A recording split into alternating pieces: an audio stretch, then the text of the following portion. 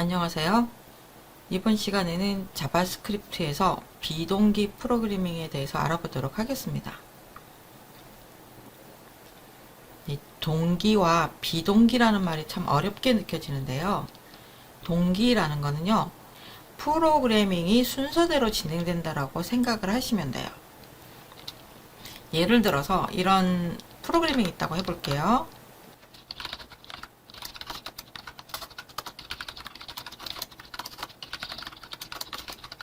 이렇게 콘솔 창에다가 A, B, C를 찍는 프로그램이 3개가 있다고 해보겠습니다. 엔터를 누르면 A, B, C 순서대로 실행이 됩니다. 참 콘솔 창에 여러 명령을 한꺼번에 입력을 하고 싶으면 끝에서 Shift 엔터를 누르시면 돼요. 일반적으로 프로그램은 이렇게 순서대로 진행이 됩니다. 그런데 우리가 프로그램을 짜다 보면 중간에 특정 부분에서 시간이 오래 걸리는 경우가 있어요. 여기서 콘솔 로그 B를 실행하는데 한 3초 정도의 시간이 걸린다라고 한번 해보겠습니다. 그러니까 A, B, C 순서대로 진행이 되는지 아니면 다르게 바뀌는지를 한번 보세요.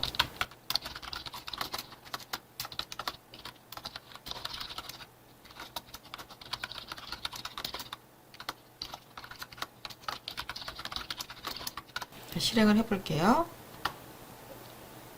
A와 C가 먼저 표시되고 3초가 지난 후에 B가 표시가 됩니다.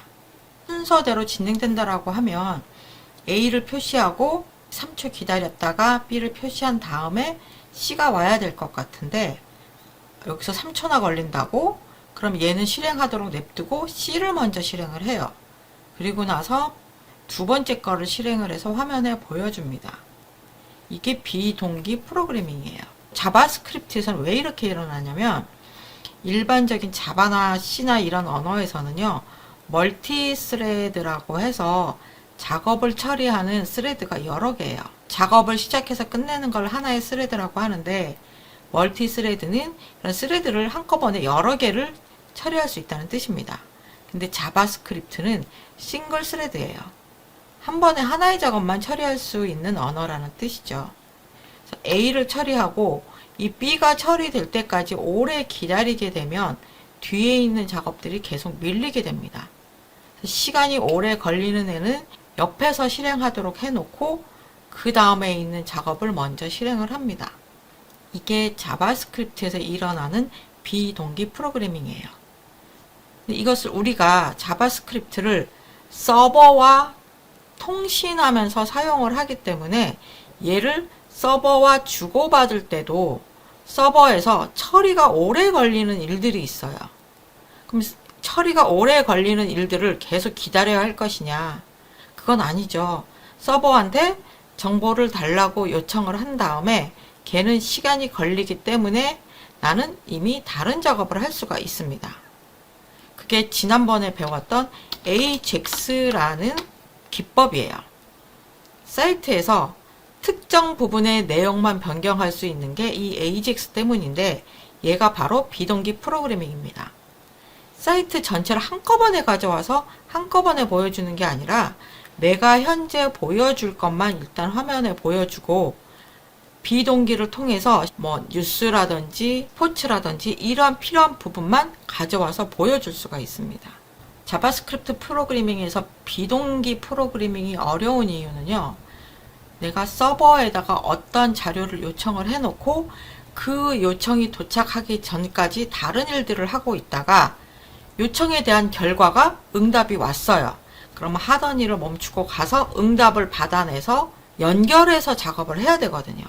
내가 요청한 시점과 서버에서 응답이 도착하는 시점이 다르기 때문에 요청하는 것과 응답하는 것을 맞춰주는 게 비동기 프로그래밍이라고 생각을 하시면 조금 더 이해가 쉬우실 거예요. 자바스크립트에서 비동기를 처리하는 방법은 크게 3가지가 있습니다. 콜백 함수를 이용하는 방법이 있고요. ES6 이후에 나온 promise라는 방법이 있습니다. 그리고 ES8 이후에 나온 async와 await라는 키워드를 이용하는 방법도 있어요. 이 방법을 간단히 하나씩만 살펴보도록 할게요. 콜백 함수를 이용한다는 것은 자, 콜백 함수는 함수 안에 또 다른 함수가 매개 변수로 넘어가는 걸 얘기를 해요. 그래서 현재 작업이 끝나면 연결해서 어떠어떠한 작업을 하라고 콜백 함수 형태로 넣어주는 방법이 있습니다. 자, 여기서 한번 콜백 함수를 이용을 해서 비동기 프로그래밍을 짜볼게요. 커피를 주문한다라고 한번 예를 들어 보겠습니다. 자, 이 커피를 주문하는 게 이게 만약에 동기 처리가 일어난다면 커피 주문하는 곳에서 A라는 사람이 주문하면 그 커피가 다 완성이 돼서 A가 받아서 갈 때까지 B라는 사람은 주문을 할 수가 없어요. 그러니까 A의 주문과 그 다음에 커피가 나오는 응답까지 동시에 차례대로 다 일어나게 됩니다. A 주문이 끝나고 받아가고 난 후에야 B라는 사람이 주문하고 다시 그 주문한 내용을 받아서 간 다음에 그 다음 사람을 처리하게 되죠. 한 사람에 하나씩만 처리하는 게 동기 프로그래밍이에요. 이것을 만약에 비동기로 하게 된다면 A라는 사람한테 주문을 받고요. 진동배를 건네줍니다. 가서 기다리세요 하고 주방에다가 커피를 주문을 하죠. 그 다음에 B라는 사람한테 주문을 받습니다. 그리고 B라는 사람한테도 진동배를 건네주고 그 중간에 A라는 사람의 커피가 나온다라면 A를 불러서 그 커피를 넘겨줍니다. 응답이 일어나는 거예요. A나 B 그리고 그 이후의 사람들이 중간중간 시간에 계속 주문을 넣을 수가 있습니다.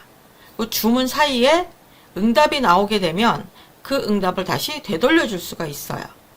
그러니까 서로 주문하는 시간과 커피가 나오는 응답 시간이 계속 시간이 다른데 그 두 개를 연결해 주는 게 비동기 프로그래밍입니다. 얘를 한번 콜백 함수로 짜볼게요. 여기서는 간략하게 주문이 들어가고 3초 후에 커피가 나온다라고 해보겠습니다. 그래서 그 3초 동안에는 B나 C, D 다른 사람의 주문을 받을 수가 있겠죠.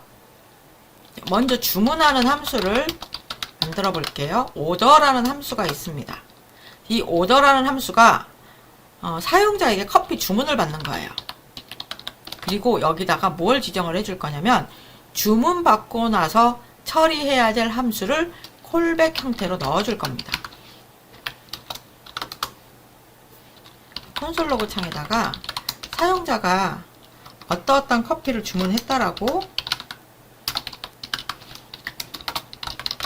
표시를 해주겠습니다.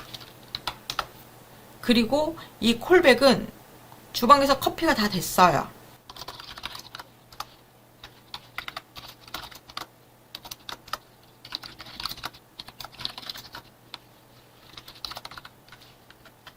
(3초) 후에 이 콜백 함수를 실행을 할 겁니다. 또 하나의 함수를 만들어 볼게요. 이번에는요.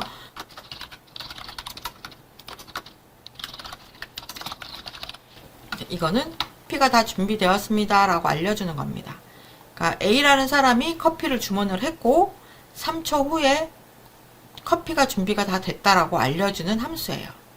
이 디스플레이 함수를 콜백 형태로 넘기는 겁니다. 이 두 개의 함수가 있었을 때 실제로 우리가 실행할 함수는 오더라는 함수를 실행을 할 거고요.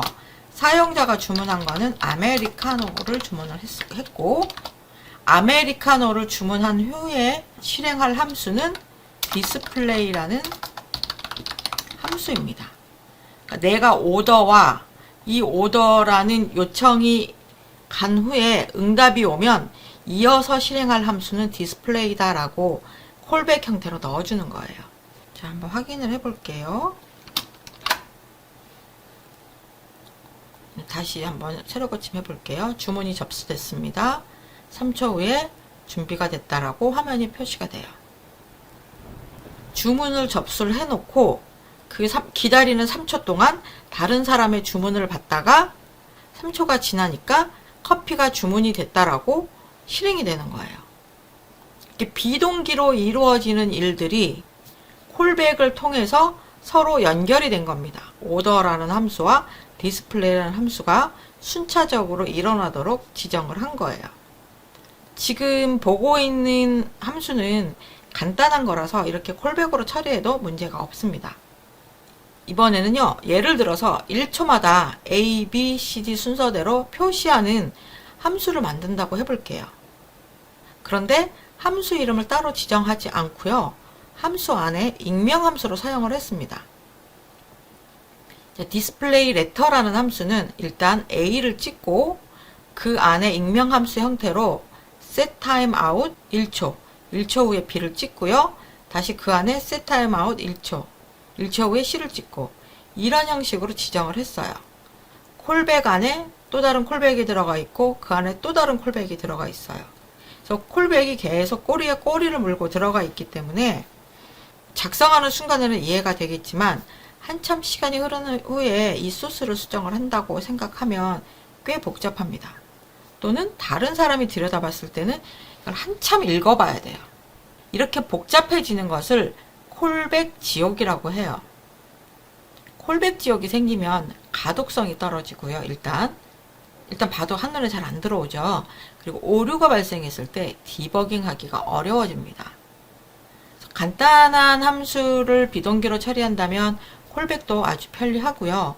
복잡해질 경우에는 콜백보다 또 다른 방법이 필요하다. 그래서 등장한 게 ES6에 있는 promise라고 하는 것입니다. 네, promise에 대해서는 설명이 길어지기 때문에 다음 동영상에서 이어서 살펴보도록 할게요.